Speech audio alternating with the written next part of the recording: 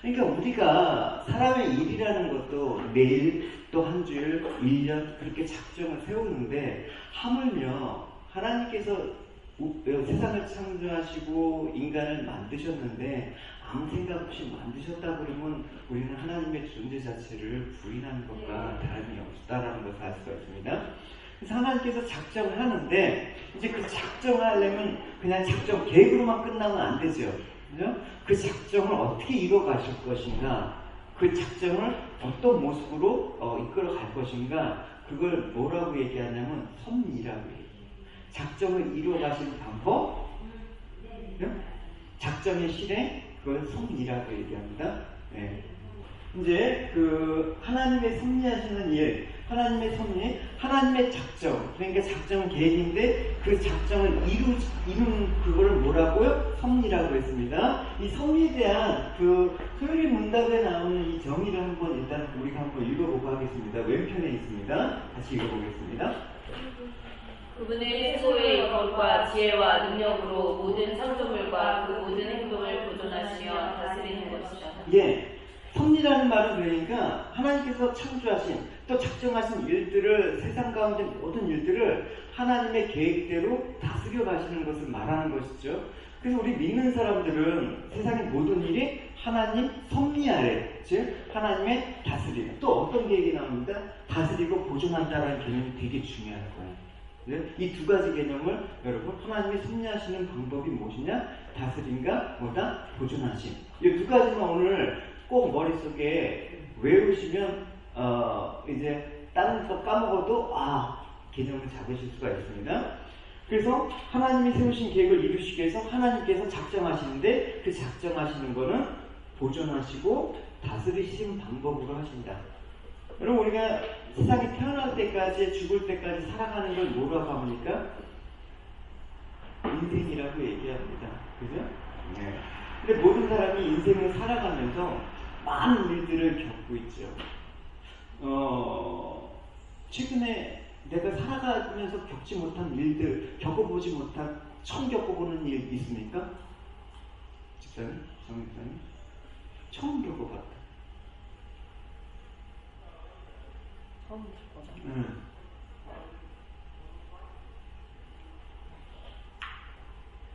오늘을 처음 겪어봤다. 오늘의 이 하나님의 작정에 대한 얘기는 처음 겪어봤다. 섭리와 작정에 대한 민정이. 처음 겪어봤어.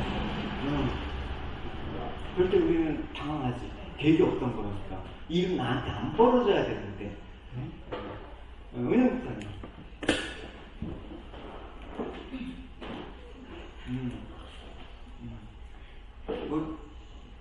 내가 계획했던 일들, 작정이 어긋나는 일들이 많을 거예요. 이제 굴곡이라고 해요. 경수장님 어때요? 예전에 시원이 그래. 누구나 그런 어떤 그 작정을 이뤄가는 그 섭리 가운데 이루어지는 일들에 대해서 당황한 적이 있을 것입니다. 또 좋은 일로 당하는 경우도 있어요. 어제는 또 어제 월요일마다 청년부 예수가 모임을 하거든요. 근데 이제 효빈이가 질문을 하는 거예요. 주일날 저녁 때 했던 거. 예수님은 율법을 어기신 거예요? 지키신 거예요? 그럼? 되게 심오한 질문이거든요. 예수님 용서를 하셨는데 율법만 그 여인을 용서했는데 그럼 예수님 자체는 율법을 어긴 게 아니에요? 이 질문을 해갖고 어제는 전혀 증문즉답으로 했어요. 질문을 해갖고 계속해서 그냥 뭐랄까 준비한 교환을 내려놓고 성령님의 도우심을 구하면서 이제 생각나는 대로 그냥 얘기했는데 놀라운 일이 거기서 그 지은 자매 있잖아요, 청년. 그 자매가 어제 중간에 펑펑 울고 끝까지 울면서 갔어요. 네. 그런 놀라운 은혜가 있단 말입니다. 그러니까 계획하지 않은 그 질문과 계획하지 않은 일들. 근데 이제 그 시간대는 이제 이 BTS 그 강의를 같이 진행할 때는 저희는 그냥 제 방에서 하고 있거든요. 그때 이 BTS 스티븐 언이라는 이 강사가 그 YM 호주 총책임자예요. 인터내셔널 디렉터예요. 근데 이분이 강의가 성령론이에요. 근데 어제 아내 말을 들어보니까 제가 안에서 했던 내용과 같이 간 거예요. 너무너무 성령이 일하시네요. 그 제가 나눴어요. 아내한테 진장하게 울면서 왜 목사님 때렸어? 막 놀래갖고 은혜 받아서. 근데 이제 아내랑 나누면서 희한하다. 내가 준비하고 계획한 일이 아닌데 내가 얘기하는데 내가 왜 지금 이 얘기를 하지 하면서 내가 얘기했다. 그랬더니 놀란 거예요. 어제 스티븐이 강의하면서 누가 질문을 하셨대요. 질문하셨는데 그 질문을 하면서 계속하면서 똑같은 얘기를 했다는 거예요. 내가 지금 준비한 강의하는 대로 하지 않고 무슨 얘기 하는지 모르겠다고. 그러니까 성령께서 참 동일한 역사가 이제 이 방에서 했던 성령의 은혜와 이쪽에서 성령의 은혜가 동시에 일어났다는 거, 그걸 어제 아내하고 나누면서 되게 신기했어요. 참 우리가 알 수 없는 일들이 많죠. 어느 한 부분에서 그 지은자의 마음이 탁 터치가 됐나 봐요. 그 다음부터 계속 울더라고요. 어쨌든 우리가 여러 가지 일을 겪잖아요. 기쁜 일도 겪고 슬픈 일도 겪고 때는 힘들고 어려운 일을 겪으면 살아가게 되는데 앞으로도 우리가 여러 가지 일들을 겪게 될 것이란 말입니다. 근데 우리가 살아가면서 겪고 있는 일은 뭐 아래서 일어난다? 하나님의 섭리 아래. 그죠? 하나님의 큰 작정의 범위를 지난 주간에 배웠고 그 작정을 이루어가는 섭리 아래 우리가 놓여져 있다는 사실을 우리는 믿게 되는 것이죠. 우리가 이랬잖아요. 하나님께서 우리에게 일어나는 모든 일이 하나님의 섭리라면 왜 하나님은 하나님을 믿는 사람에게 슬프고 고통스럽고 힘든 일이 있게 하십니까? 하나님 사랑이시지 않습니까? 그래서 하나님의 믿는 사람들은 항상 기쁜 일이 일어나야 되고 힘든 일 없이 편하게 살고 싶어 해주면 얼마나 좋을까? 많은 사람들이 이렇게 생각하죠. 그러니까 뜻하지 않은 일들 때문에 우리 힘들어 한단 말입니다. 그러니까 사람들은 하나님의 계획이 뭔가를 모르는 세상에서 편하게 살고 싶은 생각을 하기 때문에 힘든 일이 있으면 왜 힘든 일이 나에게 일어날까라는 그 원망. 그 원망이 결국 어디까지 갑니까? 하나님한테 원망이 간단 말입니다. 그래서 우리는 대부분 내가 원하지 않는 일이 일어나면 틀림없이 원망으로 간단 말입니다. 그러니까 하나님의 이 작정 가운데 작정을 이루어 가시는 그 섭리라는 것은 대단히 우리한테 중요한 개념이에요. 사실은 어떤 교리적인 차원이 아니라 인생을 놓고 볼 때 또 성경을 바라볼 때 그것들은 대단히 중요한 것이다. 여러분 우리가 사도행전에 보면 스데반이 그 핍박을 당하고 순교하니까 뭐가 일어났습니까? 핍박이 왔어요. 핍박이 오니까 그 핍박으로 인해서 예루살렘의 온 교회가 흩어졌어요. 네? 근데 그 흩어진 게 사실은 뭐냐? 자기가 원해서 그런 건 아니다. 흩어졌다라는 건 뭐예요? 가족과 내 부모, 형제 떨어져서 진짜 난민 신세가 되는. 우리가 원하지 않는 일이 많잖아요. 우리 교회도 그죠? 뭐 경성교회가 그렇게 된 거는 우리가 원하는 게 아니란 말이에요. 세상 사는 일이 다 그렇지 않습니까? 내가 원해서 하는 일도 있지만 원치 않은 일이 겪게 될 때 자기의 선택과 관계없이 차라리 내가 선택에 의해서 일이 벌어진다 그러면 원망을 해도 감수를 할 텐데 나는 전혀 내 선택과 관계없이 상황들이 벌어지는 경우가 너무 많단 말입니다. 그럴 때 어떤 느낌이냐면 던져졌다. 내가 어느 공간에 그냥 던져졌다.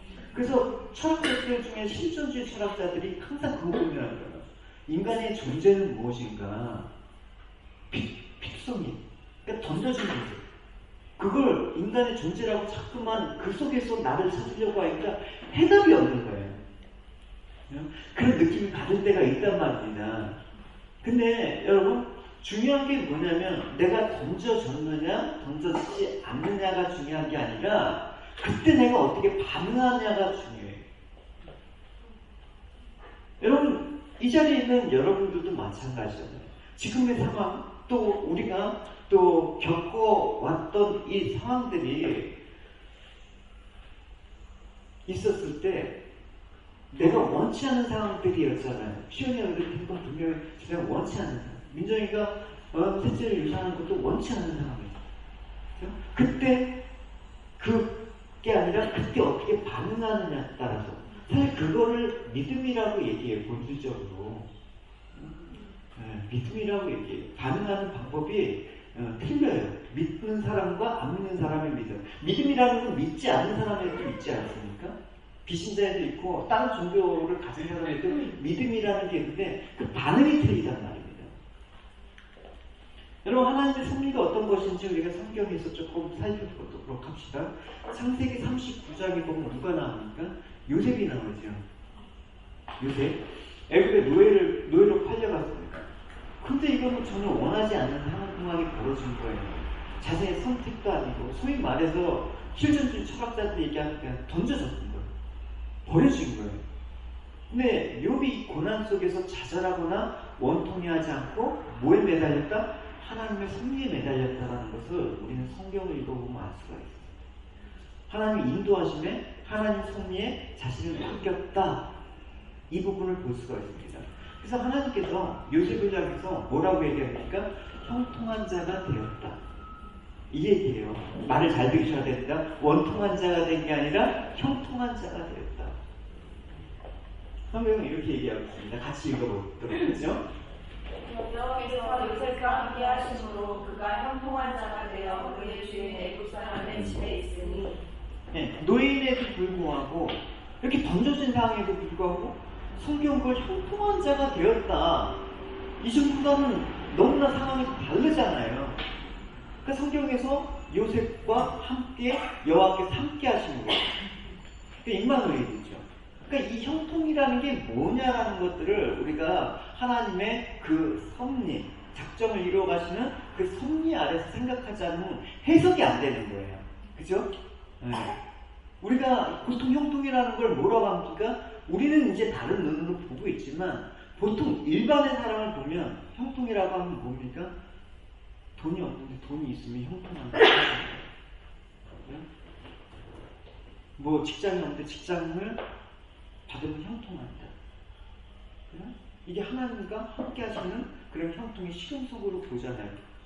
일반적으로 그렇습니다. 여러분 스스로 한번 점검을 해보셔야 됩니다. 내가 형통한 자인가 아니면 위기인가? 내 지금 상황이 형통한 상황인가 위기 상황인가? 뭘 판단합니까? 많은 사람들이 상황에 대해서 반응하는 거에 대해서 형통이냐 아니냐를 합니다. 그죠? 여러 가지 교회도 그래요. 네. 교회도 지금 보면 여러 가지 상황들이 세상은 뭐라고 얘기해? 아무리 잘도 무슨 지표를 따지잖아요. 경제 지표에 따라서 실패다. 네.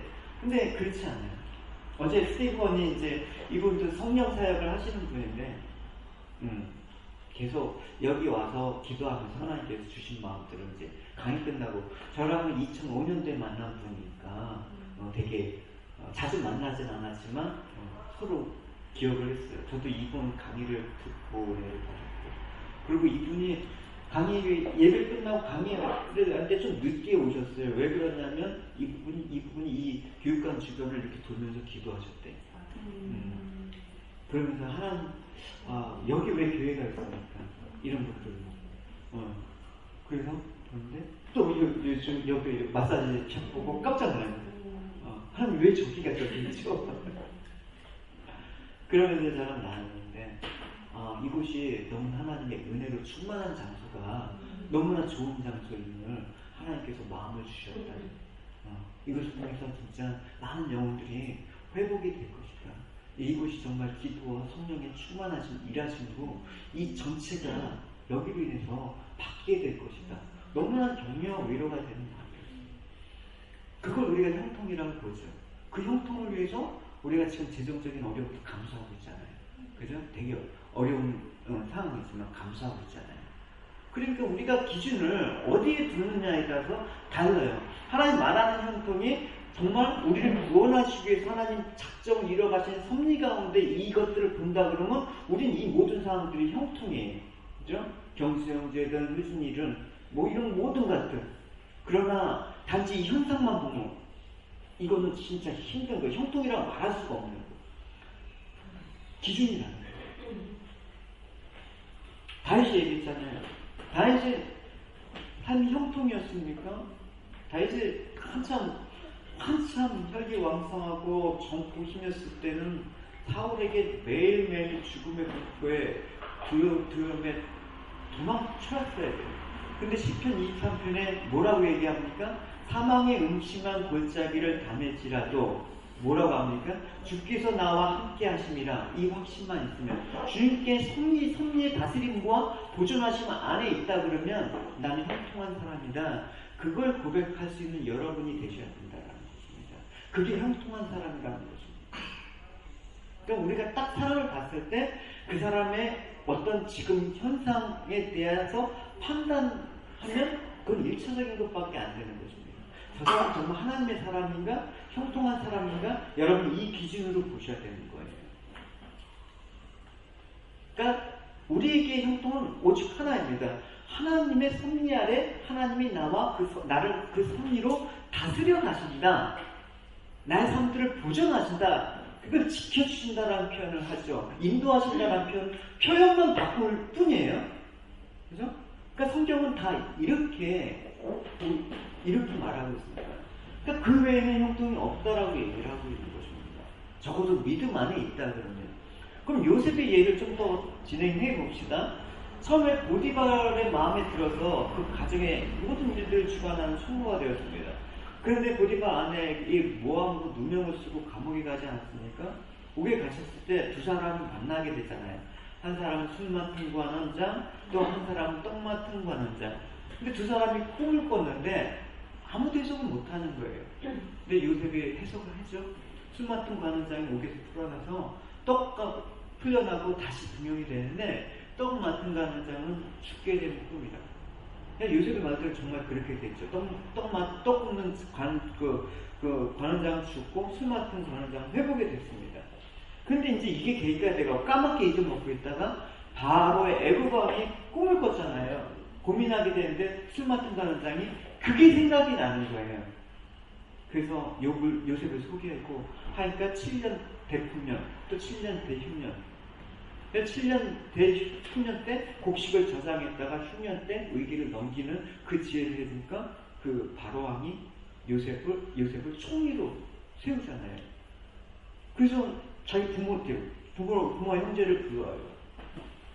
근데 형들이 흉년이 들어서 양식을 구하러 갔다가 이제 요셉을 만났죠. 결국 우여곡절 끝에 이제 요셉이 정체를 알게 되니까 형들이 어떻게 두려움에 떠는 거예요. 왜? 동생을 죽이려고 했으니까, 종으로 팔아넘겼으니까. 그러니까 이제 우리는 죽겠다. 근데 요셉이 얘기하는 거예요. 어떤 얘기입니까? 이 얘기죠? 같이 읽어봅시다. 요셉이 그들에게 이르되 시험하지 마소서. 내가 하나님을 의심하리이까. 당신들은 나를 따려하였으나 하나님은 그것을 선으로 바꾸사 오늘과 같이 많은 백성의 생명을 구원하게 하시려 하셨나니. 기가 막힌 고백입니다. 그죠? 나에게 모든 일은 하나님께서 생명을 구원하시기 위한 작정 속에서 일을 이루어 가시는 하나님의 섭리였다. 내가 형들이 나를 팔아갖고 나를 악한 짓을 했지만 그 악한 짓도 하나님 섭리였다라고 고백을 하는 거예요. 우리가 하나님 선하신 분이니까 선만을 이루어 가시기 위해서 선만의 방법을 사용하시는 것 같은데 하나님 그 선을 이루어 가시기 위해서 인간의 악함도 사용하신다라는 그 고백을 한 거예요. 왜 세상은 악을 존재하는가? 우리는 이제 여기서 해석을 해야 돼요. 왜 세상에 나쁜 놈이 있습니까? 왜? 하나님의 선을 이루어 가시기 위해서 존재한다는 거예요. 그러니까 요셉의 말처럼 하나님의 섭리는 우리의 생명을 구원하기 위한 것이다. 하나님의 작정이 택한 백성을 구원하는 것이죠. 그래서 그 구원하시는 것을 섭리 가운데 결국 그 섭리라는 것은 뭐예요? 우리가 예수님을 믿는 자로 살아가도록 다스리는 거예요. 그쪽으로 자꾸만 인도하시는 거예요. 그래서 우리가 자기에게 일어난 모든 일들을 하나님이 구원하시고 인도하시기 위한 하나님의 섭리라고 생각할 때 근심보다는 기도하는 거예요. 낙망보다는 찬송이 나오는 거예요. 이건 하나님의 섭리를 이해하지 않고는 말이 안 되는 거예요. 그죠? 그래서 여러분 좀 더 이제 하나님이 다스리는 두 가지 섭리의 방식을 조금 더 살펴봅시다. 아까 두 가지 방식이랬죠? 보존하고 섭리한다. 다스린다. 이 두 가지 까먹지 말라고 했습니다. 보존이라는 건 어떤 개념입니까? 아마 알고는 있을 겁니다. 보존이라는 개념은 우리가 음식도 보존해야 되고 보관하는 그죠? 근데 보존이라는 거는 섭리하신 하나님이 창조하실 때 만드신 분이 보존하신다는 뜻입니다. 그러니까 보존할 때 존재가 계속될 수 있는 거예요. 그죠? 음식을 보존하기 위해서 우리는 나름대로 방법을 쓰잖아요. 냉장고에 넣고 또 국을 또 상할까봐 끓여놓고 그래서 보존법, 멸균이라는 보존 방법으로도 뭐 하고 있지만 하나님께서도 우리에게도 마찬가지예요. 우리가 창조된 인간이라고 해서 그냥 놔두면 우리는 보존될 수가 없는 거예요. 하나님께서 우리의 존재를 계속해서 유지하기 위해서 하나님께서 보존하시는 방법을 사용하시단 말입니다. 그리고 다스린다. 다스린다는 표현은 어떤 원리를 부여놓고 그 원리에 저절로 돌아가게 하는 어떤 법칙을 만들어 놓고 그냥 내버려 두는 게 아니라 어떤 법입니까? 직접적으로 인격적으로 간섭하시고 들어와서 일하신다. 그걸 다스림이라고 얘기하고 있습니다. 그러니까 여러분 세상 법도 그렇잖아요. 어떤 사회가 질서를 유지하기 위해서 어떤 법, 규범, 질서 이런 것들을 부여하면서 하는데 그 규칙대로 그냥 알아서 너희들이 해라 이렇게 안 하죠. 그래서 그 규칙을 위반할 때는 제재를 하고 다스림을 받는 거예요. 그러니까 하나님께서도 우리가 계속해서 하나님 섭리 가운데 가시기 위해서 계속해서 다스림이 필요한 거예요. 그죠? 다른 길로 가면 하나님께서 다스려서 이쪽으로 못 가게 하고, 그죠? 우리가 죄를 지을 때 하나님께서 책망으로 다스리는 그런 것도 하고. 그러니까 우리가 일종의 프로그래밍이라는 게 아닙니다. 제가 이제 엑셀을 사용하면 엑셀이 좋은 게 뭐냐면 일일이 단순한 작업을 반복해서 안 해도 돼요. 내가 1부터 10단계까지 그 과정을 있잖아요. 매크로라는 기능으로 사용하면 1단계부터 10단계까지 내가 한 30분 걸려서 작업을 한 걸 매크로로 기록해 놨잖아요. 다음에 그 작업을 똑같이 할 때 스위치 하나만 딱 누르면 1부터 10까지 자동으로 돼요. 그죠? 집사님 엑셀 다룰 줄 알아요? 엑셀은 매크로를 익혀야지 진정한 엑셀로 모든 것들을 그래서 업무를 자동화할 수 있어요. 매크로를 넣어요. 그냥 단순히 집사님 매크로를 해야지. 네. 그러면 보통 뭐 몇백억 되는 회사 그 회계 처리도 사실 요즘은 뭐 더전이나 뭐 이런 거 그걸로 하죠. 근데 매크로도 충분히 가능해요. 그거를 사실 이용한 프로그램이 회계 프로그램이에요. 어쨌든 그게 중요한 게 아니라 우리는 그냥 매크로 된 게 아니에요. 딱 만들자마자 1부터 10까지 하나님께서 정해놓고 딱 하면 스위치만 딱 누르면 이렇게 순서대로 되는 게 아니라 하나님께서 우리에게 자유의지를 주셨다고 했잖아요. 그러니까 하나님 원치 않은데 원치 않는 일이 우리가 잠깐 벌어지는 거예요. 그죠? 그 원치 않는 일도 하나님 그때그때 통치하시는 거예요. 그죠? 그래서 하나님께서는 모든 만물을 포함해서 우리의 행동을 정하시지만 또 우리가 알 수 없는 섭리의 방식으로 다스린다는 것입니다. 그러니까 여러분 섭리 대상은 무엇입니까? 섭리 대상은 모든 창조물과 그 행동을 뜻하는 거예요. 하나님 섭리가 믿는 사람에게 적용한다라고 착각하지만 아닙니다. 그래서 믿지 않는 자를 통해서 믿는 자를 세우게 하고 바벨론과 아수르를 보십시오. 그들 원수였잖아요. 하나님 대적하는 자였잖아요. 근데 그들을 이스라엘의 징계의 도구로 사용하신다는 것입니다. 그들도 역시 뭐예요? 하나님 다스림 안에 쓰임을 받는 거예요. 그러니까 이 하나님의 섭리는 특별히 믿는 사람에게만 한다는 게 아니라 모든 창조물의 창조된 피조물의 모든 행동까지 포함하는 포괄적이라는 것을 알 수가 있어야 되는 것입니다. 그러니까 우리가 세상에서 관계하는 방식도 이와 같은 믿지 않는 사람이라고 해서 사귀지 말라 이렇게 되면 이 하나님의 섭리의 이해가 부족한 거예요. 믿지 않는 사람이라도 우리가 관계를 하는 까닭은 뭐예요? 그걸 통해서 하나님의 섭리를 이루어 가시기 때문에 우리는 누굴 만나든 간에 하나님 그 섭리의 방식으로 내가 살아가고 있다는 인식 속에서 관계 맺음이 일어나야 된다는 거죠. 그죠? 그러니까 이걸 모르면 기독교 신앙이 되게 편협하게 되는 거예요. 예. 자국심. 그러니까 유대주의, 유대인들만 메시아의 택한 백성이다. 이게 여기서 나오는 거거든요. 지금 미국도 그런 방식이잖아요. 미국이 기독교 국가입니까? 문의는 기독교 국가인데 기독교 국가가 아니에요. 왜냐하면 이런 하나님의 섭리 방식에 따라서 다스리는 게 아니라 철저하게 자국의 이익과 자국의 번영과 안녕을 위해서만 다스린다라는 것입니다. 그러니까 그 마인드로 가서 선교지에 가서 선교를 하면 어떤 일이 벌어지겠습니까? 선교 식민지화가 되는 거예요.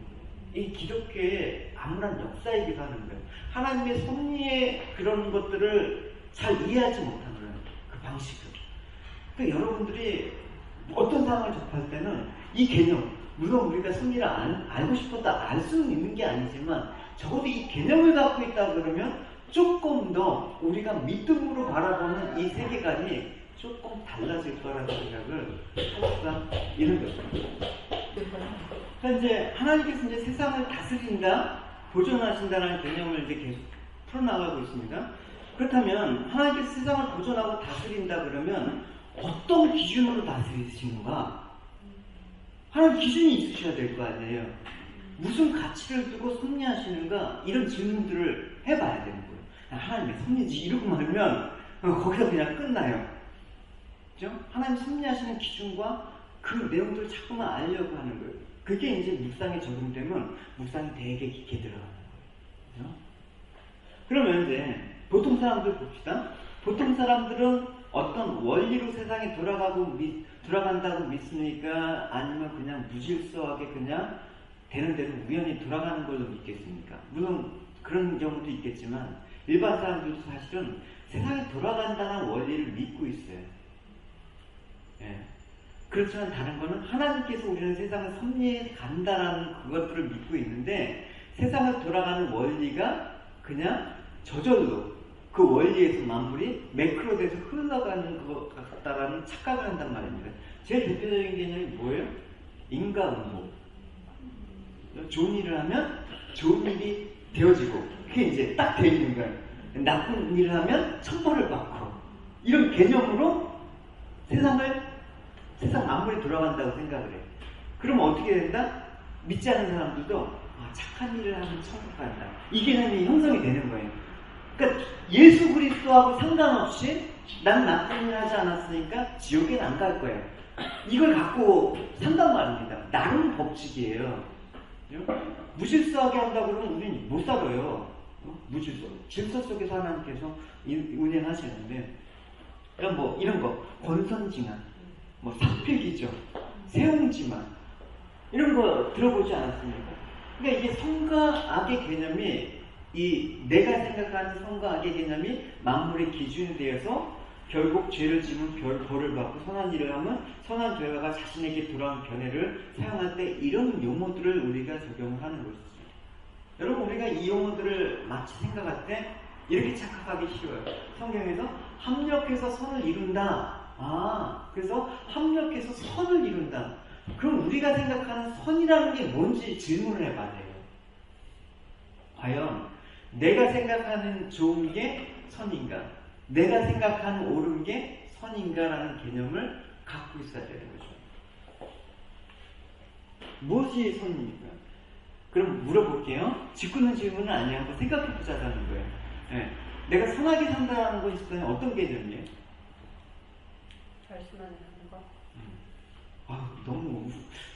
너무 우리 교회 지체들은 충만한 것 같아요. 민정, 내가 선하게 산다라는 그 생각할 때 어떤?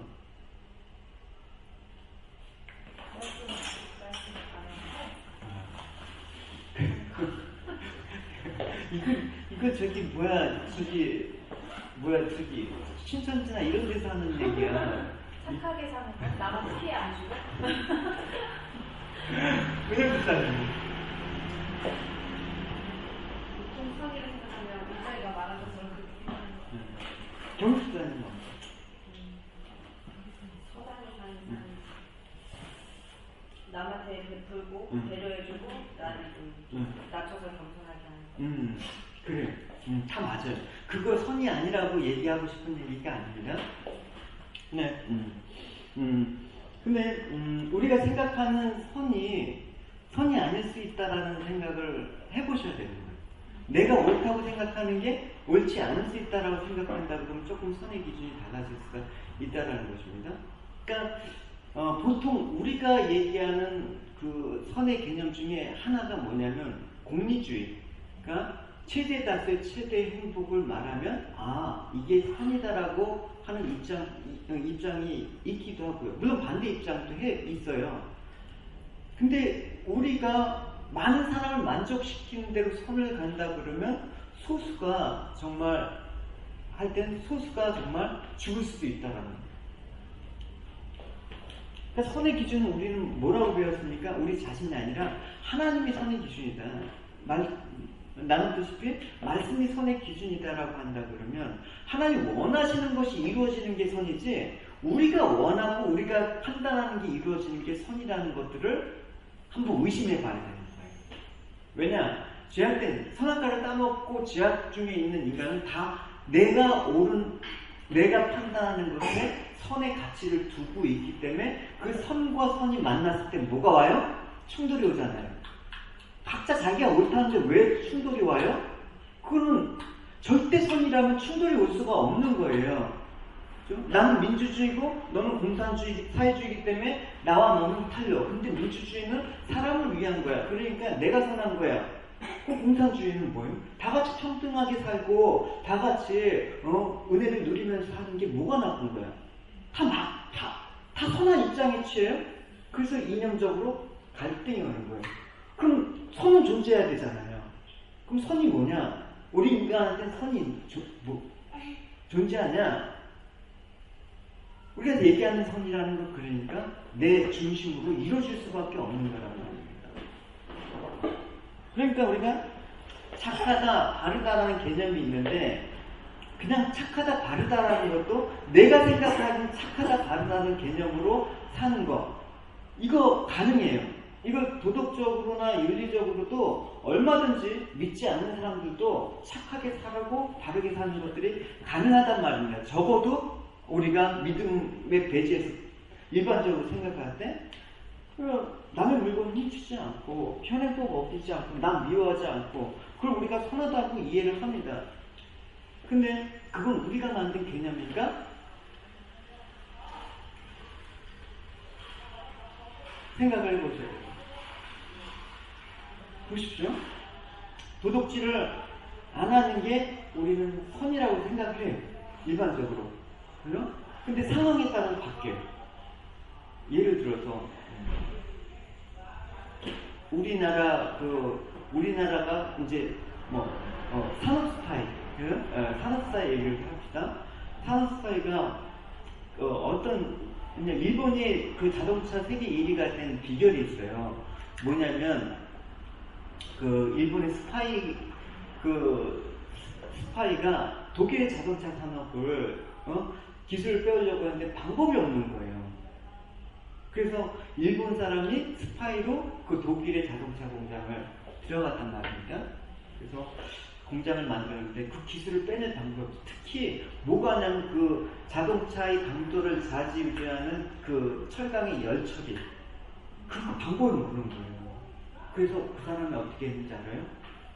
자기 팔을 그 용광로 팔에 집어넣었어요. 그래갖고 산업재해를 이제 보고에 들어가죠. 왜 집어넣겠습니까? 이게 몇 도에서 한 흔적인지 분석해달라. 보십시오. 그럼 그거는 남의 기술을 도둑질한 거니까 나쁜 거예요. 근데 일본의 입장에서 그 사람은 뭐예요? 선한 거죠. 그죠? 그럼 선은 어디에 있는 거예요? 그러니까 도둑질을 하고 안 하느냐 이게 선하고 나쁘다라고 한다면 우리 반드시 혼동이 된다니까요. 그래요? 물론 안 해야죠. 남의 거 훔치지 말아야 되죠. 근데 하나님께서 율법으로 도둑질하지 말라라고 했을 때는 그 율법의 이 표면적인 의미는 도둑질하지 않는 거예요. 근데 그 말에는 뭐가 있을까요? 남에게 피해를 입히지 말라라는 그 마음이 숨어져 있는 거예요. 더 나아가서 남을 위해해야지, 남을 사랑해야지, 이 마음이 숨겨져 있는 거예요. 그러니까 그 마음을 바탕으로 해서 도둑질하지 말라고 내가 하나님 마음을 적용해서 한다 그러면 우리가 선하게 살아갈 수 있는 그런 모습이 보이는 건데, 단순히 그냥 도둑질하지 않는 게 선이야 이래 버리면 상황에 따라서 바뀌어요. 종교 지도자들이 그러죠. 남들한테 하지 말라고 하면서 지금 다 도둑질을 가는 거예요.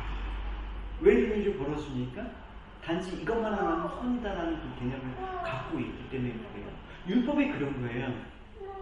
그래서 효빈이한테 그 질문으로 이제 돌아갑시다. 여러분한테 얘기할게요. 예수님께서는 그 당시에 요한복음 8장에 가늠한 여인을 용서하셨어요. 그럼 예수님은 그 용서하지만 안 되고 돌로 쳐 죽여야 된단 말입니다. 그러면 이제 제가 얘기를 해서 여러분은 알겠지만, 그럼 이렇게 생각해 봅시다. 그러면 예수님은 율법을 어긴 겁니까? 지키신 겁니까? 어제 효빈이 질문부터 정은사 어기신 거지. 응. 각자 이제 어기신 거. 지키신 거. 율법이라고 생각하고 그러니까 각자. 그러면 우리 생각이 이제 분분하죠. 그럼 율법의 측면, 표면적인 측면에서 볼 때는 뭐다? 어기신 거잖아요. 근데 하나님께서 율법을 주셨을 때 이런 표면적인 걸로 주시지 않았어요. 사실은 우리가 새 언약을 배웠는데 얘기했잖아요. 구약의 율법과 새 언약의 내용이 똑같다. 왜 똑같은 거 주시면 새 언약이라고 얘기했어요? 그 율법을 주실 때 사람들은 진짜 도둑질하지 않는 것만 선이야. 사실 도둑질하지 않는 거에는 남을 사랑한다는 그 정신이 포함되어 있어야 되는데, 그 하나님 이웃을 사랑하라는 그 개념을 싹 빼버리고 도둑질하지 않으니까 나는 착한 사람이라고 규정을 해버린 거예요. 그러니까 예수님은 그 당시에 율법적인 관점에서 볼 때는 율법을 어기신 거예요. 그래서 예수님이 돌에 맞아 주신 거예요. 그렇지만 하나님 입장에서는 예수님은 율법을 이루신 거예요? 어기신 거예요? 하나님 입장에서는 율법을 완성하시는 거예요. 하나님 그걸 이야기해요. 이거에 담긴 내 마음이 이렇다라는 거. 결국 그래서 성경은 뭐로 끝난다? 하나님은 사랑이다라고 끝나는 게 그거예요. 너희들 제사를 지면서 너희들이 용서받을 수 없다라는 것을 알면 예수의 피밖에 없다라는 것들을, 하나님의 은혜밖에 없다라는 거, 그거를 알라. 그게 사실 율법의 내용이거든요. 근데 이스라엘 사람은 주구장창 제사만 드리면 용서를 받는 거야. 제사만 드리면 천국 가는 거야. 제사만 드리면 착한 사람이야. 그러니까 나는 교회만 오면 구원 받은 거야. 뜨겁게 하나님께 기도하고 그러면 나는 천국 백성이야. 나는 착한 사람이야. 이렇게 돼버리는 거예요. 그러니까 뭐가 돼요? 혈의부동이 되는 거죠. 겉 다르고 속이 다르고. 그러니까 이 겉으로 중시하는 이 신앙 형식 절차. 예레미야가 성전에서 그 성전 문 앞에서 한참 이스라엘 힘들 때 성전에서 예배 드리고 오는 사람한테 거짓 선지자 말 듣지 마라. 다 거짓말이다. 성전에서 하는 얘기 다 거짓말이다. 맞아 죽일만 하죠. 근데 하나님 보시기엔 그게 아니에요. 여러분, 하나님 승리 작정 이런 것들을 생각하면 참 유익합니다.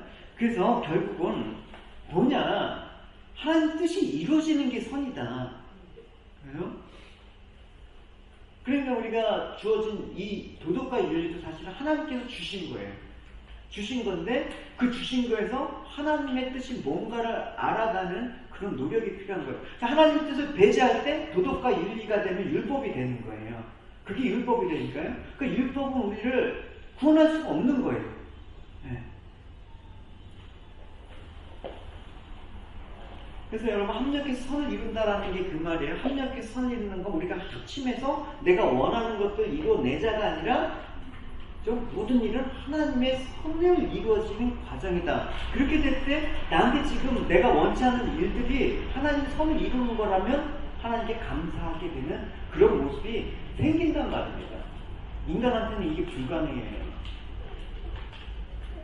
그래서 언젠가는 잘 되겠지라는 쪽으로 가지만 언젠가는 잘 되겠지는 내 뜻이고 사필기전과 인과응보나 세움지마나 이런 거는 우리들이 생각하는 하나님 모르는 사람의 개념이고 우리는 어떻게 됐든 하나님의 작정과 뜻대로 이루어지는 것이다. 그러면 지금의 내 모습은 하나님 작정 가운데 있다 그러면 불만이 없는 거예요. 사도 바울이 항상 기도하고 항상 기뻐하고 감사하고 범사에 쉬지 말고 기도하고 범사에 감사하라 이 말을 어디서 했어요? 뭐 펜션에서 했어요? 어디 휴양지 가서 했어요? 감옥에서 했단 말입니다. 감옥에서 왜 사도 바울이 미쳤습니까? 아닙니다. 내 감옥에 있는 거 하나님이 선을 이루어 가신 그 과정 속에 있으니까 그 얘기가 나오는 거예요. 여러분 우리가 기준을 어디서 찾는 건 되게 중요한 것입니다. 결국 그 기준을 찾는 노력, 인간의 노력을 뭐라고 합니까? 그걸 철학이라고 얘기해요. 네. 그래서 제가 한때는 철학에 되게 심취했던 적이 있었습니다. 근데 이 철학이라는 게 결국은 뭐냐면 어떻게 사는 것이 다른가, 무엇이 진리인가에 대한 물음이었어요. 그래서 인류 역사는 수많은 사람들이 이렇게 살아야 된다라고 말해왔고 그것이 기록되어 있는데 그게 다 다르다란 말이 있어요. 그러니까 어느 철학자는 이 말이고 저는 철학자. 만약에 우리가 믿는 하나님이 어디서 이 소리 하시고 저기서 저 소리 하시고 그럼 우리 하나님을 어떻게 믿습니까? 하나님은 언제나 신실하시다라는 그 말은 뭐예요? 하나님 성품이 이 섭리로 반영되는 거예요. 하나님 섭리하시는 것은 반드시 하나님 선하게 이루어 가신다라는 이 변함없는 것을 우리는 신실하시다라는 거예요. 상황에 따라서 좋은 놈이 나쁜 놈 되고 정권이 바뀌면 대통령이 주인공이 되고 이게 다 그런 것이죠. 여러분 민주주의만 보더라도 수많은 견해들이 있지 않습니까? 여러분 심지어 여러분 민주주의만 보더라도 똑같지 않습니다. 그죠? 호주 민주주의와 한국의 민주주의, 미국의 민주주의 다 틀려요. 다른 견해가 존재하기 때문에 그래요. 네, 여러분 심지어 독재는 나쁜 거다라는 인식을 갖고 있죠. 독재가 왜 나쁩니까? 하나님이 독재 아니신가? 그럼 오늘 하나님이 나쁜 거예요. 그러니까 독재 개념이 우리에게 안 좋다라는 그 길들여졌던 그 인식이 있단 말입니다. 그러니까 자꾸만 우리가 세상 속에서 길들여진 인식을 하나둘씩 깨는 게 너무나 사실은 힘들어요. 이게 잘 안 깨진단 말입니다. 그죠? 끊임없이 질문을 던져야 됩니다. 그 경영자가 데리고 오는 B라는 그 청년 있지 않습니까? 밥 먹다가 몇 번 질문에 잡혔어요. 지난주. 그래서 지난주에. 질문을 계속 받는데 얘가 충격을 받는 거 계속. 쯧쯧쯧쯧 보다가 카운터가 맞아가고 얘가 정신을 못 차려요. 혼돈. 제가 살아오면서 이런 질문을 받아본 적도 없고요. 이런 생각을 해본 적도 없어요. 그럼 자연스럽게 이게 사는 거지. 이게 사는 게 아니다라고 한번 부정해 보시고 생각을 하는 거예요. 그죠? 이게 옳은 거지. 내가 이게 옳은 게 틀릴 수 있다라고 한번 생각해 보셔야 되는 거예요. 그래야지만 생각의 폭들이 우리가 하나님을 바라보는 그런 폭들이 조금 더 넓어진단 말이에요. 어쨌든 독재가 주었던 히틀러는 나쁜 사람이었습니까? 좋은 사람이었습니까? 히틀러는 자기 의견만 갖고 독재를 했습니까? 아닙니다. 히틀러는 전 국민의 지지를 받고 독재를 했어요. 독일 국민의 다수가 그것이 옳고 그것이 최선이라고 믿고 적극적으로 그를 지지했기 때문에 히틀러가 힘을 얻어서 그 엄청난 일을 해버린 거예요. 그럼 독일 사람한테는 손이죠. 그러니까 이 자국 중심의 신앙관이 사실은 계속해서 역사가 반복되어 있다는 거예요. 그럼 여러분 깨셔야 되는 게 뭐예요? 저는 그런 말 별로 안 좋아해요. 대한민국을 하나님께서 사랑하셔서 전 세계에 하나님의 도구로 대한민국도 사랑하시죠. 그래서 대한민국만 사랑하신다는 이 개념이 의외로 강해요. 한국 사람한테. 이 개념을 갖고 선교지에 가니까 많은 문제가 일어나요. 제가 선교지에 가서 일일이 선교하면 우리는 좋다라는 개념을 갖고 있는데 이 개념을 가면 선교지 안 가는 게 나아요. 안 가는 게 도쿄 피해가 된다니까요. 어쨌든 거기까지 가면 너무 많이 가고 여러분한테 부정적인 생각을 심어줄 수가 있기 때문에 그래서 성경에서 가르치는 것은 세상이 되어져가는 모든 일을 그 계획 가운데 의도하셔서 그 일을 통해서 하나님 원하시는 뜻대로 이뤄 가신다라는 뜻입니다. 그러니까 우리가 오랜 역사 가운데 이루어지는 심지어 우리가 악한 마음을 갖고 한 행동까지 하나님께서는 어떻게 섭리 가운데 통치하신다는 거예요. 그래서 우리가 하나님의 택한 백성은 버림받은 바 되지 않는 거는 하나님 섭리 아래에 있기 때문에 그래요. 근데 이 섭리를 이해 못하잖아요? 그럼 이 소리가 나요. 너 그렇게 하면 지옥 가. 이거 맞는 말일까요? 틀린 말일까요? 그 하나님 섭리를 부정하는 거예요. 구원이 나한테 있다라고 내가 어떤 행위를 하고 안 하고에 따라서 하나님은 나를 구원해주고 구원시키지 않는 어떤 분으로 여기는 거예요.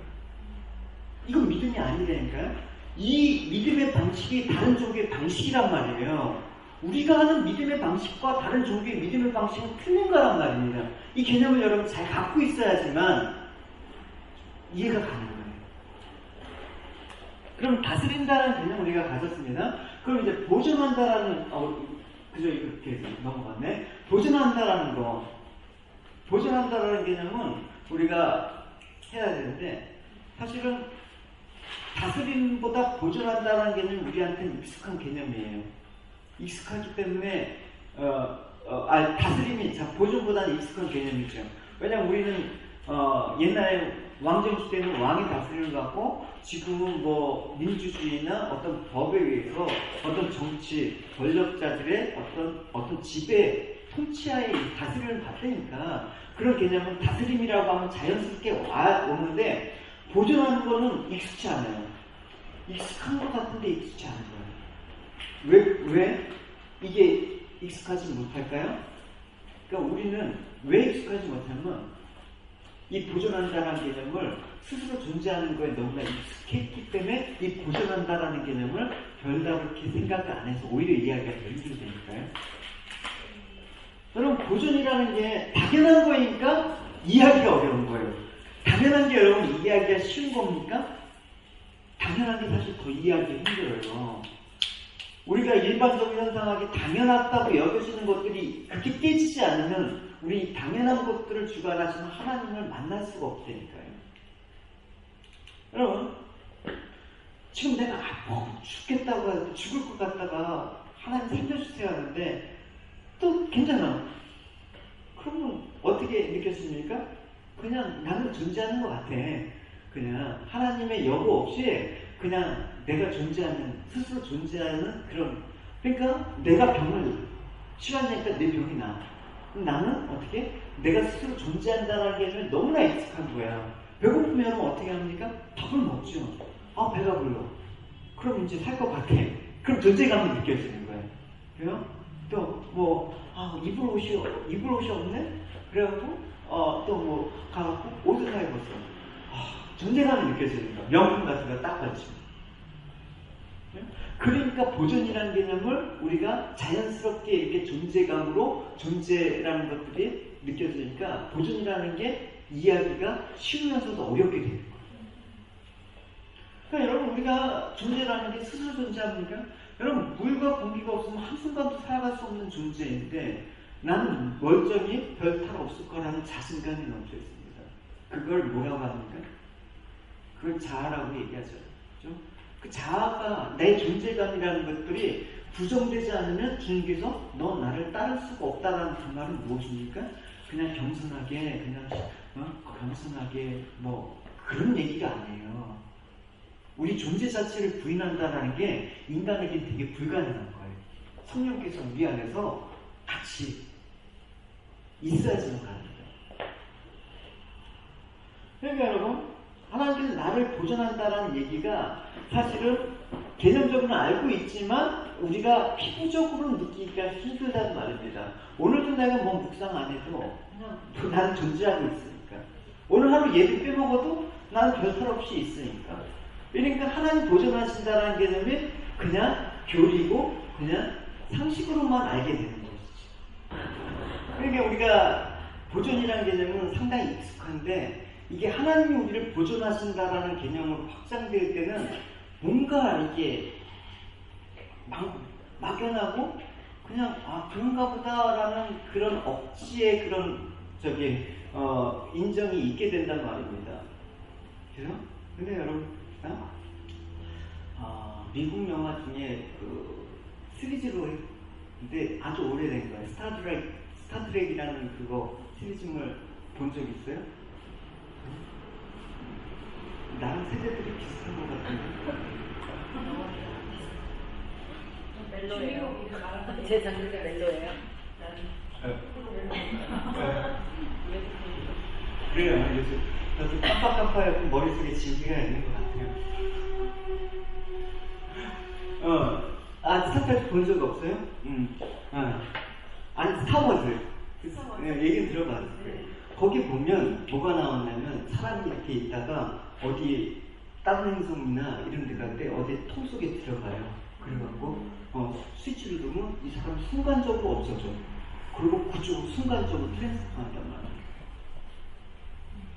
이게 말도 안 되는 공상 강한 영화라고 우리는 생각하고 있지만 말이 될까요? 안 될까요? 말이 되니까 물어보셨겠죠. 이 공간영화는 대단한 물리학의 법칙이 숨어 있어요. 그게 보십시다. 뭔가 존재하고 뭔가 상태로 그대로 안정적으로 보존된다는 게 기적이에요. 예를 들어서 저거 이제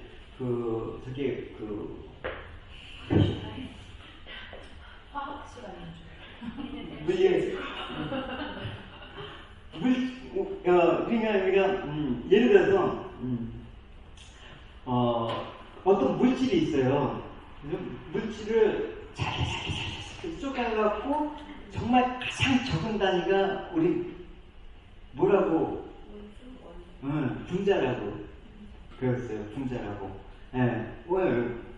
근데 이 분자가 있는데 분자를 구성하는 게 뭐냐면 원자. 그래서 사람들은 한동안 이 원자가 가장 작은 단위라고 알고 있거든요. 이 원자에 속을 들여다보면 꽉 막혀있는 상태로 존재하는 그냥 가장 최소의 단위로 생각했단 말입니다. 근데 그 원자를 이제 쪼개보니까 어떤 게 나죠? 원자 쪽을 탁 쪼개니까 꽉 막혀있는 상태가 아니라는 거예요. 뭐냐면 속이 비어있어. 속이 완전히 비어있는 건 아니에요? 그 원자 속에는 원자 핵이라는 게 있어요. 그 원자 핵과 저기 보이죠? 가운데 저기 포도송이 같은 게 원자 핵이에요. 이제 원자 핵이 있고 그 뭉쳐있는 포도송이 같은 게 원자 핵인데 그걸 또 중성자, 양성자 이게 플러스 마이너스 이렇게 있단 말입니다. 그리고 그 원자 핵을 주변에 저 보이죠? 저게 뭐냐면 그게 전자. 그러니까 이 핵 속에 사실은 조구조로 되어 있단 말입니다. 근데 이 전자와 핵 요 사이 공간이 사실은 이 크기가 지금 이렇게 커서 그렇지 이 크기에 비해서 이 사이 공간은 뭐냐? 거의 무한한 공간이에요. 그러니까 비어 있는 거예요. 그러니까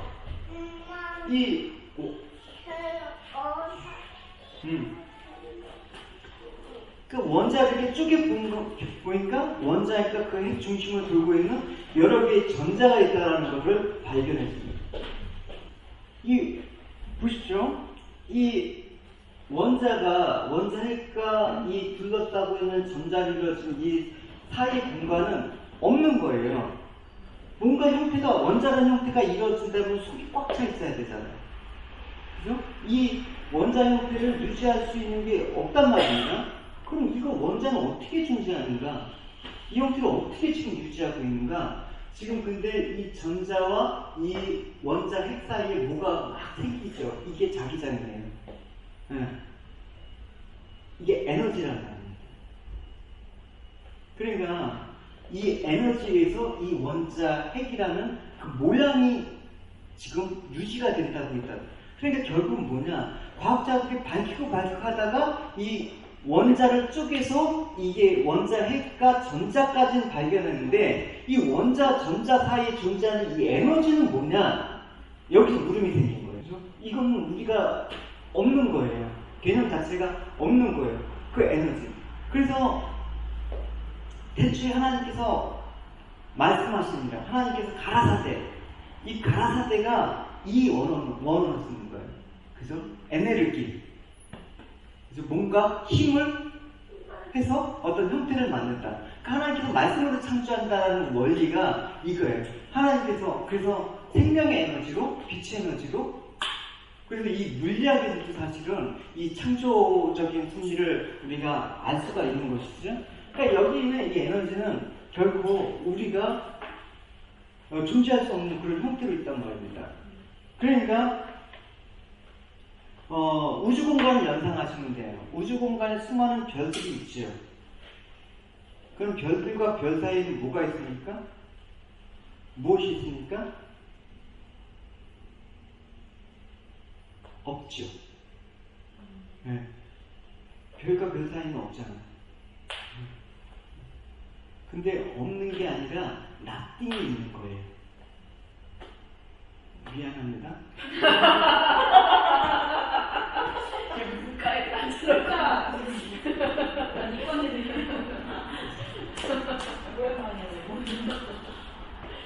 뭐 이게 중요한 개념은 아니에요. 그래서 무에서 딱 봐도 이해를 못하고 앉아있어요. 어쨌든 그러니까 무에서 창조되었을 때, 무에서 창조되었을 때가 그 nothing이에요. 그러니까 아무것도 텅빈, 그러니까 원자 자체가 어떤 형태가 있는데 그 원자 자체가 모여가 분자가 되고 분자가 구성해서 어떤 물체가 되는 거예요. 여러분들은 그럼 뭐예요? 원자가 모여서 분자가 돼서 분자라고 하는 그 모양을 해갖고 여러분들의 모습이 지금 존재한다라는 거예요. 쪼개보면 그래요. 근데 여러분들 계속해서 쪼개보니까 뭐예요? 없더라. 없는 거예요. 그러니까 하나님께서 창조하셨다라는 어떤 정말 기존에 있는 것들을 해갖고 가공해서 만든 게 아니라 아예 그 없더라 해서 하나님께서 만든 거라. 여러분 원자라는 형태를 뭉쳐가고 분자로 만들고 형태를 만든단 말입니다. 그러니까 이걸 뭐라고 합니까? 이 놀라운 법칙을 아인슈타인이 발견을 했어요. 좀 믿음이 있어서 발견한 게 아니라 하다 보니까 이게 E가 에너지예요. 에너지는 질량, M, C가 공기, 광속의 속도의 자선. 그러니까 어떤 물질이 빛의 속도로 어떤 빛의 에너지 2배 속도로 가면 그 에너지가 생기는 거예요. 그 에너지는 시간도 거슬리는 거예요. 그러니까 시간 여행이 그래서 나오는 거예요. 타임머신이 그런 개념이 있는 거예요. 물론 이론적으로는 그렇게 하죠. 그죠?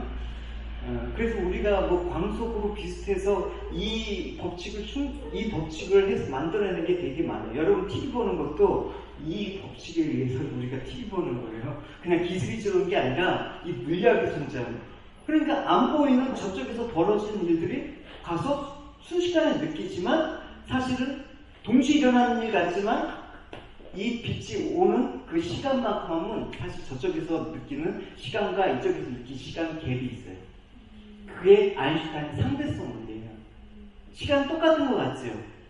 그럼 시간이 똑같으면 우리가 시차 같은 게 없어야 되잖아요. 틀리단 말입니다. 여러분 한번 그 유튜브나 이렇게 방송하면 알 겁니다. 우리가 경수형제랑 한번 화상 예배 드렸잖아요. 역사는 경수형제는 몇 초 후에 전달을 받아요. 동시에 벌어지는 것 같은데 동시에 일어나는 일이 아니란 말입니다. 하나님께서 왜 처음과 나중이 되시고 시간과 공간을 초월하시냐, 이 개념을 하면 이해가 돼요. 시간을 하나님께서 거슬릴 수가 있는 거예요. 그러니까 어제 하셨던 일이 하나님께서 오늘 우리에게 하신 말씀이 되는 거예요. 그렇죠? 미안합니다. 계속. 예. 어쨌든 그러니까 텅 비어있는 원자라는 이름이 모여서 만물을 이루고 있다는 사실. 그러니까 우리가 눈에 뭔가 볼 수 있다는 것은 사실은 어떻게 감지가 되냐면, 공간이 텅 비어 있는데 그 공간이 텅 비어 있는 것을 빛의 입자가 통과하지 못하는 거예요. 통과하지 못해서 우리 망막에 와서 부딪히는 거예요. 그러면 그 부딪히는 그 전달받은 정보가 우리 뇌에서 형태를 그리는 거예요. 그래서 그걸 재구성해서 우리가 뭘 느끼냐? 보인다라고 느끼게 돼요. 제가 그래서 한 과학자, 이런 논문도 써갖고 이슈가 된 적이 있어요. 그 소식을 제가 접할 때가 초등학교 때 그 소식을 듣고 되게 충격을 받았어요. 뭐냐면, 제가 논문을 본 게 아니라 그 논문을 본 어떤 대학 물리학을 전공한 대학생 형님분이 저하고 얘기하다가 그 얘기를 해줬어요. 너 만약에 그 이순신 장군이 어떻게 그 명랑해전을 하는지 보고 싶니? 그게 가능할까? 그러니까 지난 일인데 어떻게 가능해요? 가능하대요.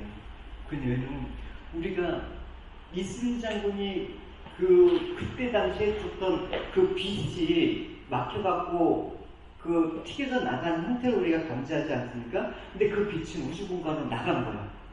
그러니까 너가 그 빛이 나간 속도보다 더 빨리 가고 그 형태를 잡아와서 끌어온다 그러면 그때 당시 일들이 지금 벌어지는 거예요. 계속 미안합니다. 집중이 안 되는 거 뭐라 그러는 거야? 결국 그 얘기를 하려고 사설이 긴 게 아니라, 그러니까 우리가 뭔가 보인다라는 것도 사실은 진짜를 보는 게 아니라 그냥 허상을 보는 거예요. 그래서 믿음은 보이지 않는 것들의 실상이라는 얘기가 그래서 나온다는 거예요. 그럼 봅시다. 우리가 물건을 집었어요. 이게 왜 집힙니까?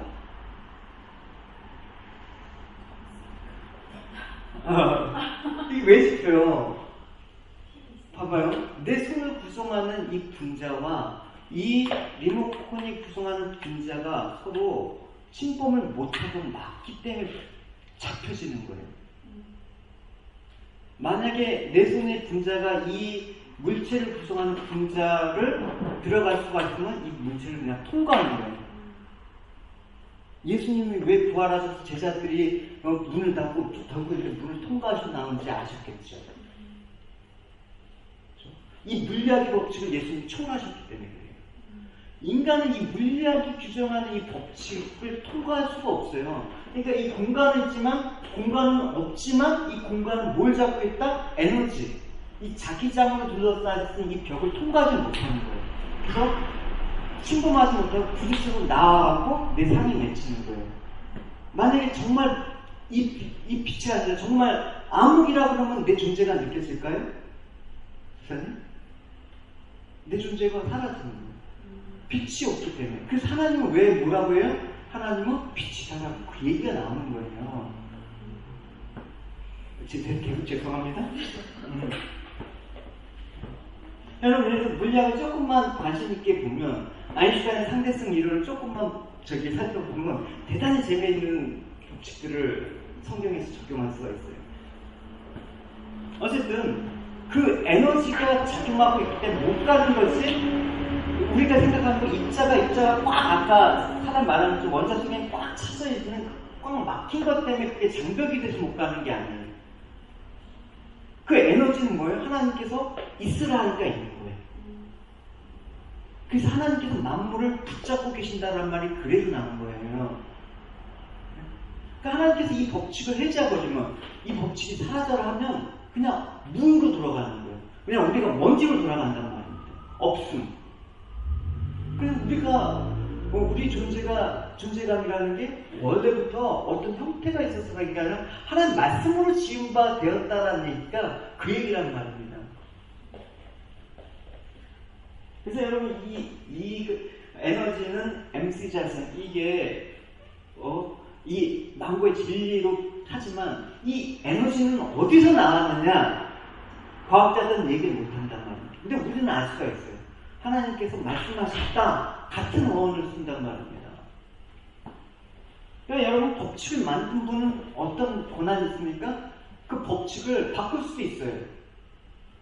법칙을 없앨 수도 있단 말입니다. 그러니까 예수님이 물 위로 올라가시는 건 뭐예요? 중력의 법칙을 바꿔버리신 거예요. 왜? 하나님 바꾸실 수가 있기 때문에 가능한 거예요. 근데 우리는 못 바꿔요.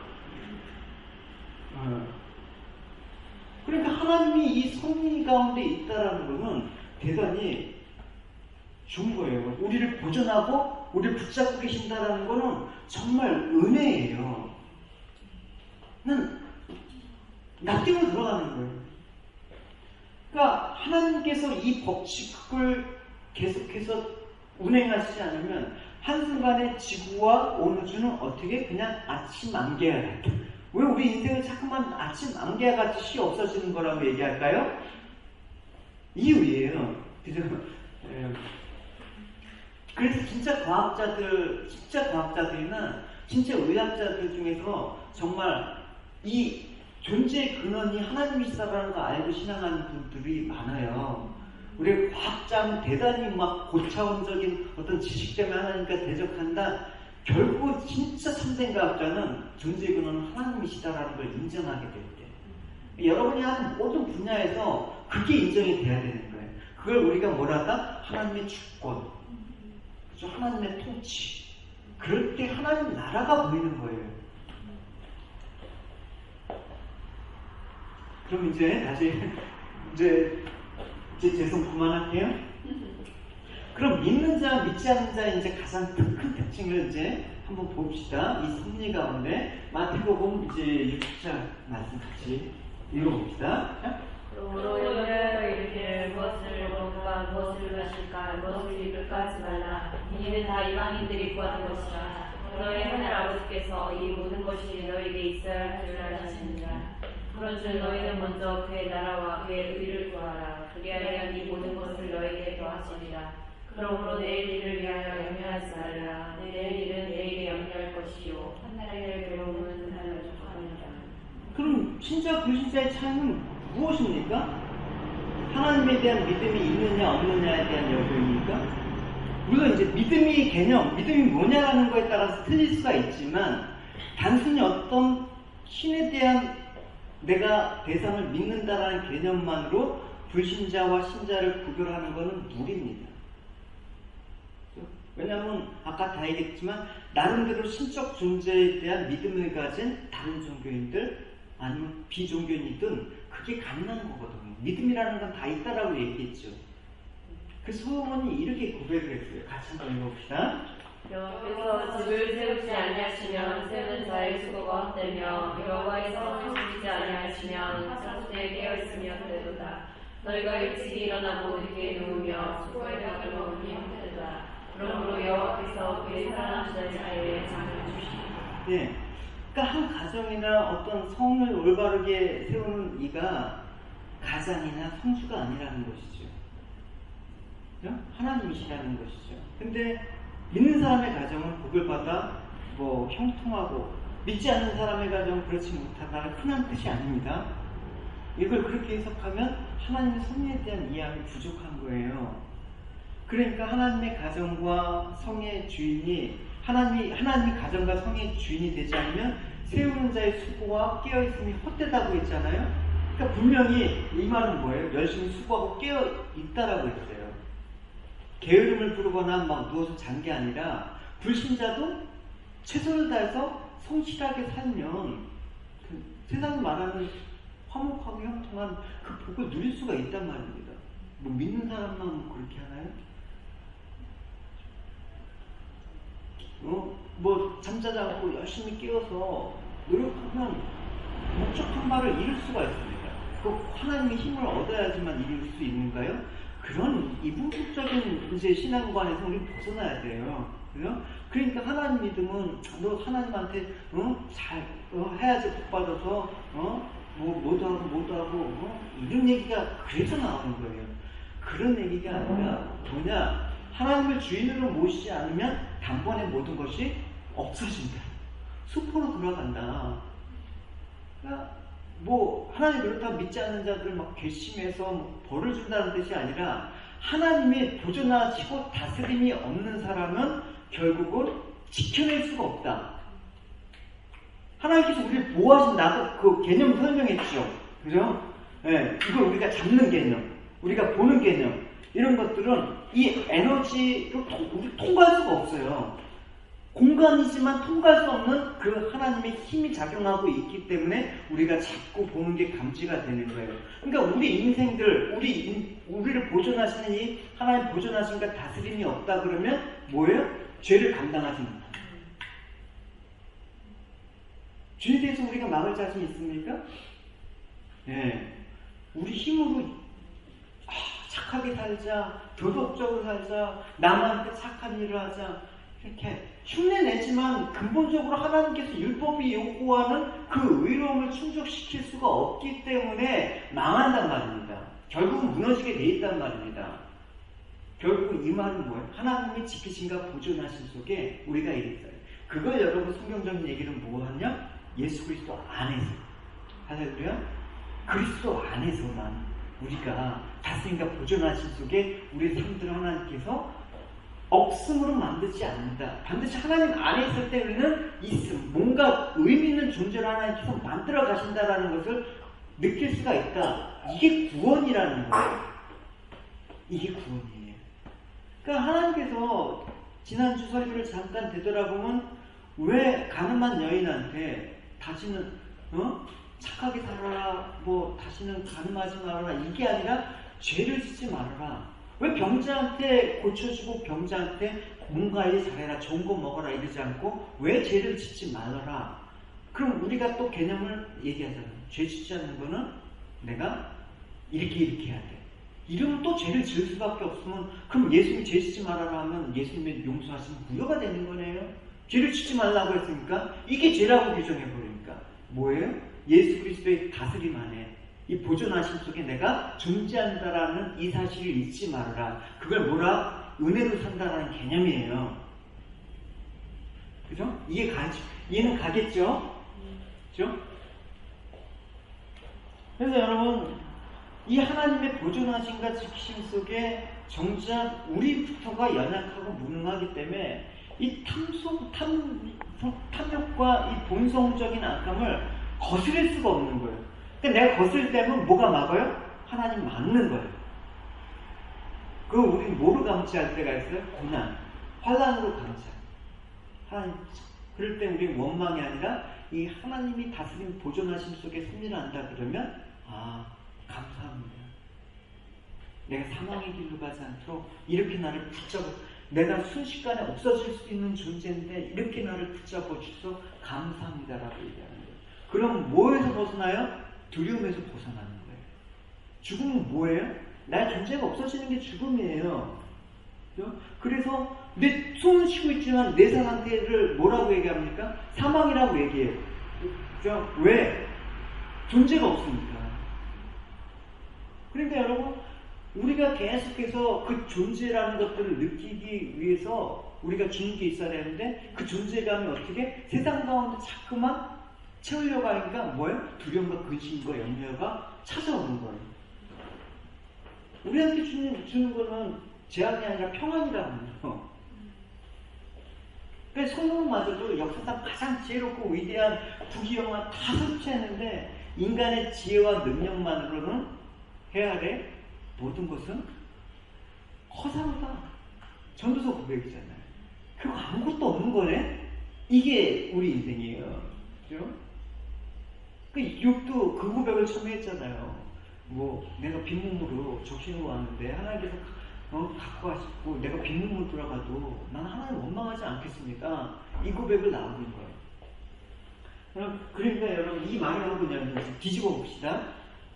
뒤집어 본다라는 건 왜곡한다라는 게 아니라 한번 봅시다. 그러면 그 신자가 수고와 깨어 있는 그 상태가 아니라 내가 지금 수고하고 깨어 있지 않는 상태이면 어떻게 하겠습니까? 응? 그래도 하나님께서는 모든 것들을 실패로 손으로 바꿔주신다는 그 믿음이 있어야 되는 거예요. 내 실패에 따라서 구원이 좌우되지 않아요. 내 행위에 따라서 좌우되지 않아요. 나를 붙잡고 있는 하나님의 은혜, 이 다스림 속에 있다 그러면 내 실패도 하나님께서는 선하게 사용하실 거예요. 나의 게으를 수 있잖아요. 그렇다고 멋대로 살라는 의미가 아니라는 걸 제가 주일날 저녁 때 얘기는 해줬지만 그렇게 멋대로 살면 그거 니골라당이에요? 그런 얘기가 아니라 이 말은 뭐예요? 내가 수고하고 성실하게 깨어 있어야 되지만 내가 그것들을 초월해서 하나님 특별한 섭리로 다스림과 보존함에 있기 때문에 내 수고와 깨어있음을 넘어서서 하나님께서는 역사하신다. 그거를 얘기하는 거예요. 그래서 하나님의 구원은 우리의 인간의 동매 방식을 절대로 취하지 않는다라는 게 그 얘기예요. 이게 바로 믿는 사람과 믿지 않는 사람의 믿음의 방식에 있어서 아주 큰 차이예요. 예수님께서 야 봐라 저 공중에 새하고 드레핀 백합화를 좀 봐. 여러분한테 얘기했습니다. 그런데 야 예쁘다 이게 아니라 예수님께서 야 봐라 새는 신지도 거두지도 않고 창고에 모아두지도 않는다. 꽃은 수고도 결산도 하지 않는데 천국에서 다 먹이고 입히시는 거야. 그렇게 말하면서 너 새와 꽃이 염려하는 거 한 번이라도 본 적이 있느냐? 본 적 있어요? 왜 그들은 염려를 안 할까? 왜 동물들은 염려를 안 할까? 생각이 떨어져서 말을 하지 못하기 때문에 아니면 종교성이나 도덕성이나 영성이 없기 때문에 아니면 묵상을 못하기 때문에 그게 아니라 걔네들이 그래서가 아니라 그거는 하나님의 섭리 아래 내가 다스리고 보존하는 아까 모든 피조물이라고 했잖아요. 모든 피조물의 모든 행동이라고 했잖아요. 내가 그러기 때문에 그런 거야. 그러니까 꽃들도 새들도 하나님께서 그렇게 내가 보존하고 다스리고 지가했는데 하물며 너희들이냐. 너를 내가 특별한 섭리 가운데 내 백성으로 부를 받은 너희들이냐. 그걸 얘기하는 거예요. 계속해서 이스라엘의 불평과 원망의 소리를 한번 보십시오. 하나님께서 왜 이 소리에 예수님께서 하셨는지 이해를 가지고 싶어요. 그러니까 불신자들에게는 믿지 않는 사람에게는 그런 믿음이 없으니까 염려하는 것은 당연하다고 칩시다. 근데 너희들은 도대체 왜 염려하냐? 내가 과연 너희를 다스리고 보존한다는 그 섭리를 너희들 정말 믿기는 하는 거니? 그 얘기를 하는 거예요. 그러니까 너희가 하나님의 다스림과 보존하시는 받은 섭리 가운데 있다는 것을 안다면 걱정하지 않아도 돼. 걱정하는 거는 온당치 못하는 거야. 걱정이 와도 그때는 어떻게? 수고하고 무거운 짐을 주님께 갖고 가면 되지. 그러면 내가 너한테 평안을 주는 거야. 그 평안을 얻으란 말이야. 그 평안이 있어야지 세상과 다른 그 평안이 너희들을 이 환난과 이 마지막 세상 가운데 너희들을 온전한 그 이끄심 속에 지켜내실 거예요. 그러면 염려한다고 봐라. 키가 한 장아 더 자라냐? 내일 이름 너희 뜻대로 될 것 같냐? 모든 것들은 하나님의 그 섭리 아래 있는 거 아니냐? 하나님께서 그 만물을 말씀으로 붙잡고 계신다라고 너희도 안 믿냐? 그러니까 너희는 먼저 그의 나라, 그의 의를 구하라고 하신 근본적인 의미는 뭐냐? 하나님이 다스리고 보존하시는 섭리 안에 있음을 확신하고 그 섭리 속에서 나타나는 하나님의 그 원래 목적을 알으라는 얘기예요. 먼저 그의 나라와 그의 의를 구하니까 우리가 어떻게? 아프리카에 한번 내 손들어. 이런 표면적인 걸로 의와 나라 구합니까? 그러면 기독교 식민지 역사, 그 선교의 역사는 거의 다 식민지 역사인데, 그럼 그들의 행위는 어떻게 되는 것입니까? 그래서 그의 나라, 그의 의를 구하는 게 아니라는 얘기예요. 그러니까 우리가 눈으로 보이는 것 같고 선교, 눈으로 보이는 것 같고 착한 행위, 눈으로 보이는 것 같고 믿음이 좋다, 이런 것들이 한꺼풀 벗겨져야 돼요.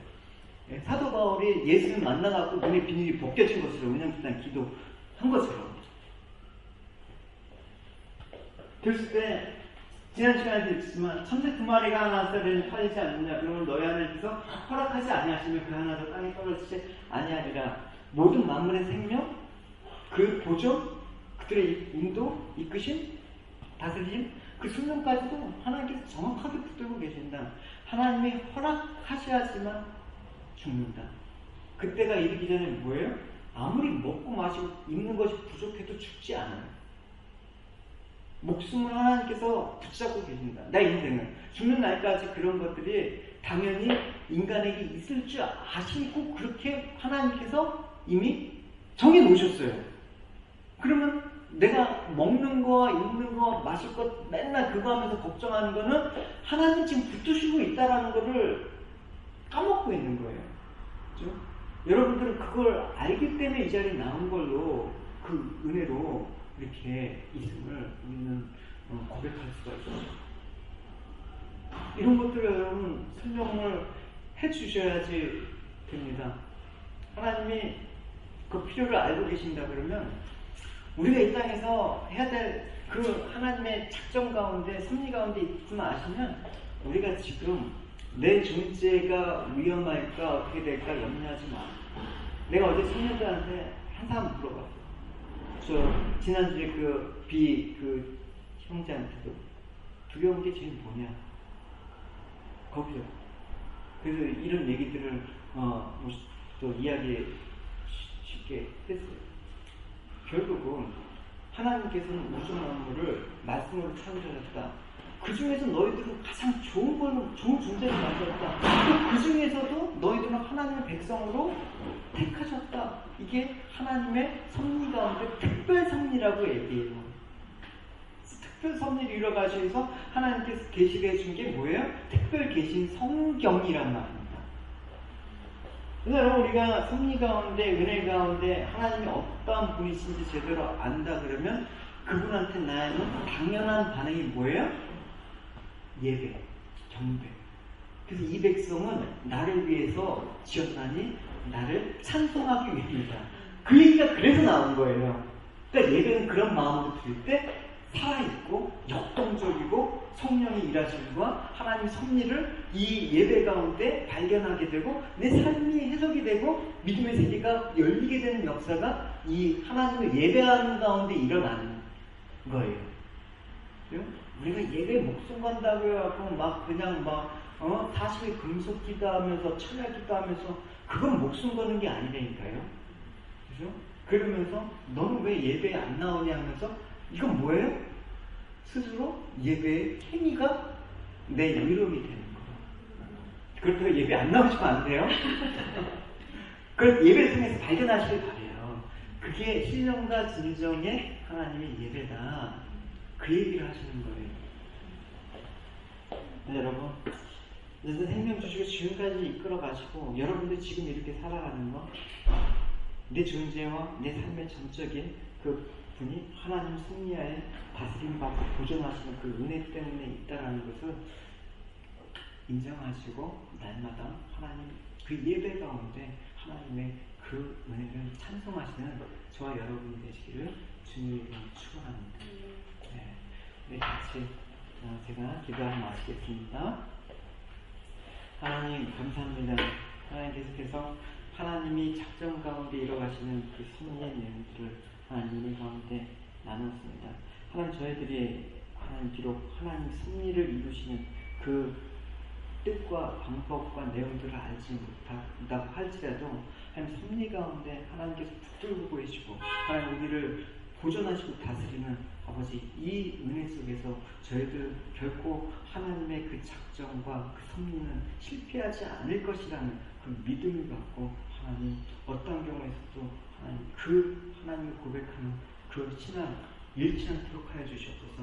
우리가 허상을 믿는 것이 아니라 우리가 만들어 놓는 하나님의 의로움의 기준이 되는 것이 아니라 모든 것들이 하나님의 의와 하나님의 나라를 구하는 정말 그 하나님의 선하신 것들을 사모하며 우리의 모든 삶 속에서 일어나는 것들이 합력해서 하나님의 손을 이뤄가는 것임을 저희들 날마다 깨닫게 해주시는 깊은 은혜 아버지 허락하여 주시옵소서.